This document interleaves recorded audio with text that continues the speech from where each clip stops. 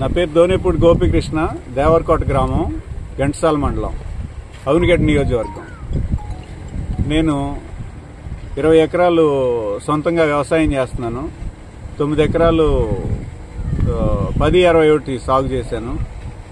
అది తేమ శాతంతో సంబంధం లేకుండా కొంటున్నామంటే ఈ రిస్కులు పడలేమని చెప్పి 1500 రూపాయలకి 76 కిలోల బస్తా అమ్ముకున్నాను.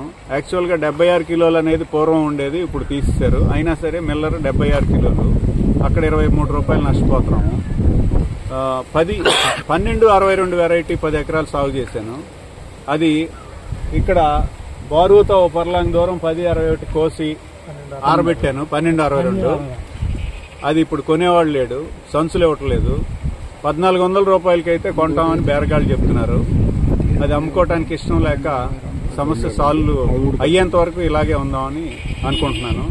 నేను పూర్వం తెలుగుదేశం పార్టీలో, ఇప్పుడు కూడా తెలుగుదేశం పార్టీ కార్యకర్తని, సానుభూతిపరుణ్ణి.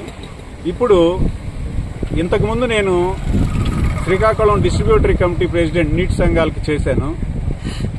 ఈరోజైతే తెలుగుదేశం లేదు, ఏ పార్టీ లేదు.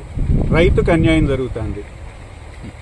రైతు క్రితం సంవత్సరంలో మేము మద్దతు ధరకి తేమ శాతంతో తీసుకున్నాం. ఇప్పుడు అసలు తేమ శాతం అనేది ఎక్కడ రైస్ మిల్లర్ కనపడనివ్వట్లేదు. ఇది మా రైతుల తరపున తీవ్ర నిరసన వ్యక్తం చేస్తున్నాం.